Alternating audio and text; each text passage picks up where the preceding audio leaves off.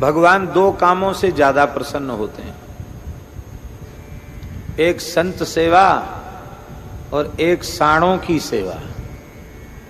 साण नंदी वृषभ, संत सेवा और वृषभ सेवा, साण सेवा, इनसे ठाकुर जी ज्यादा राजी होते हैं, ज्यादा प्रसन्न होते हैं।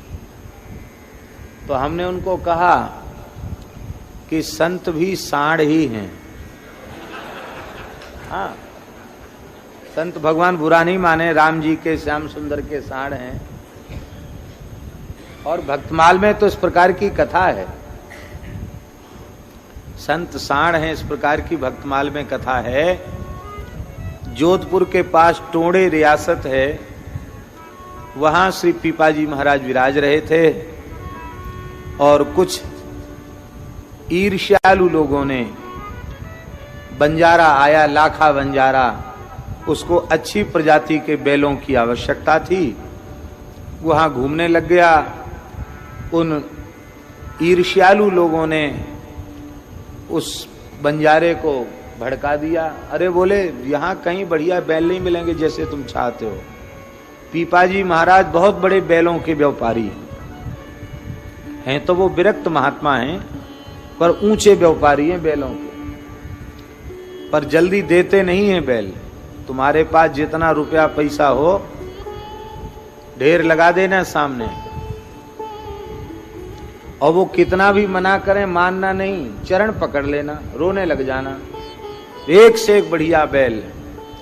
उन दुष्टों की योजना ये थी कि बंजारे बड़े संगठित होते हैं, पैसा वे जबरदस्ती दे ही देंगे, बैल दे नहीं दे पाएंगे तो बंजारे ही लड़ाई झगड़ा करके इनको उखाड़ देंगे, भगा देंगे यहां से। ये भी योजना थी उनकी।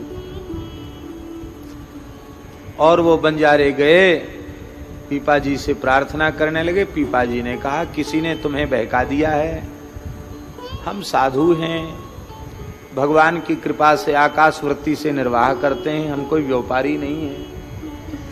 बहुत मना किया, अनेक प्रकार से समझाया, पर जैसे हुंडी वाले संत नहीं समझ रहे थे, ऐसे वो बंजारे जो है नरसिंह जी के प्रसंग में, ऐसे बंजारे समझने के लिए तैयार नहीं थे, सुनने के लिए तैयार नहीं थे। उन्होंने सोने की मोहरों की थैली सामने खोल दी।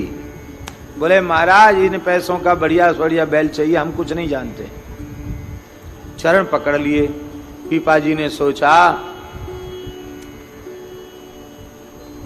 संत तो आते जाते रहते हैं और भगवत इच्छा से इस समय एक फूटी कौड़ी भी स्थान में नहीं। चलो, राम जी देते हैं तो छप्पर फाड़ के देते हैं, चलो राम जी ने व्यवस्था करी है, कोई बात नहीं, जब मना करने से भी नहीं मानता तो क्या उपाय है। तो पीपाजी ने कहा, उन्होंने कहा, महाराज हम बैल लेने कवा में। बोले, कल 12 बजे दिन में आ जाना, अभी बैल हमारे सब चरने गए हैं। और उन्होंने चारों दिशाओं में महाराज जी न्योता, झरा न्योता फेर दिया। तमाम संत आ गए, सैकड़ों, 1000 2000 महात्मा आ गए, सब प्रेम से पा रहे हैं। सुंदर रसोई बनी, को पैसा तो आ ही गया था, खूब बढ़िया चकाचक कारी रोटी धौरीदार बनी।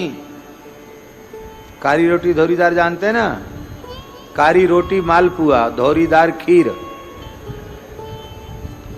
सुंदर कारी रोटी धौरीदार बनी, खूब चकाचक रसोई बनी, ठाकुर जी को भोग लगा।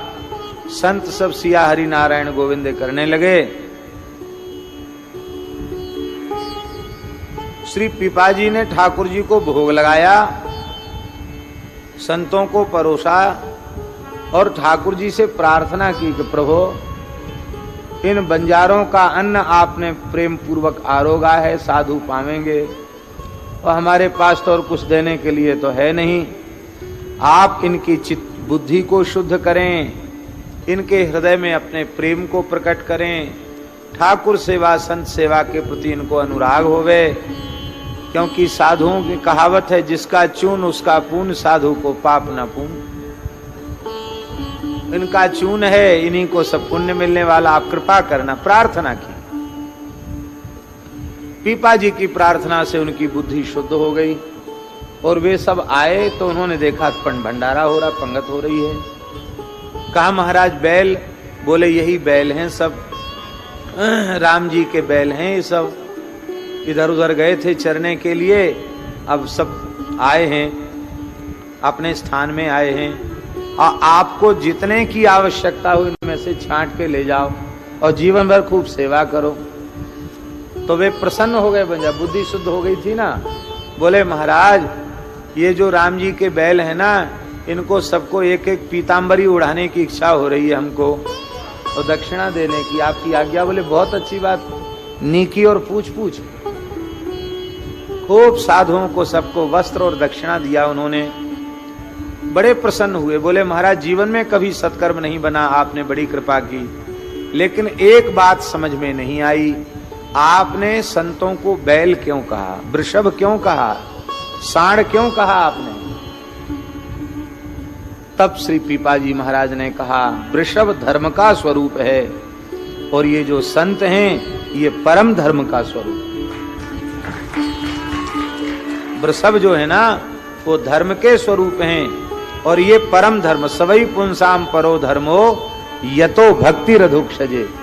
ये वैष्णव धर्म का पालन करने वाले ये सब यतिवृंद, ये सब महापुरुष परम धर्म का स्वरूप हैं, इसलिए सब वृषभ ही हैं, ये साक्षात परम धर्म का स्वरूप हैं। उनकी बुद्धि शुद्ध हो गई। तो इन्होंने श्री अनिरुद्ध दास जी महाराज ने कहा है कि यह हमारा स्वयं का अनुभव है।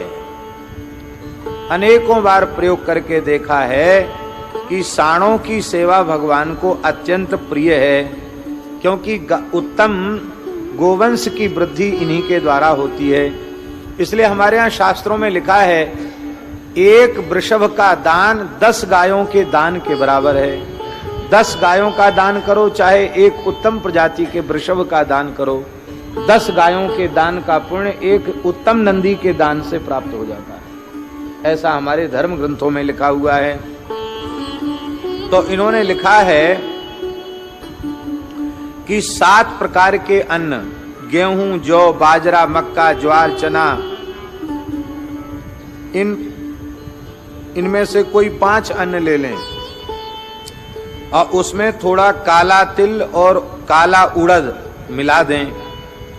कुल मिलाकर 7 प्रकार के अनाज, उनकी मात्रा चाहे 11 किलो हो, 21 किलो हो, 31 किलो हो, अथवा भगवान ने सामर्थ्य दी हो तो 1 किलो हो, 1 क्विंटल हो, अपनी सामर्थ्य के अनुसार इसका दलिया पिसवा करके 1/4 गुड़ या शक्कर उसमें मिला लें।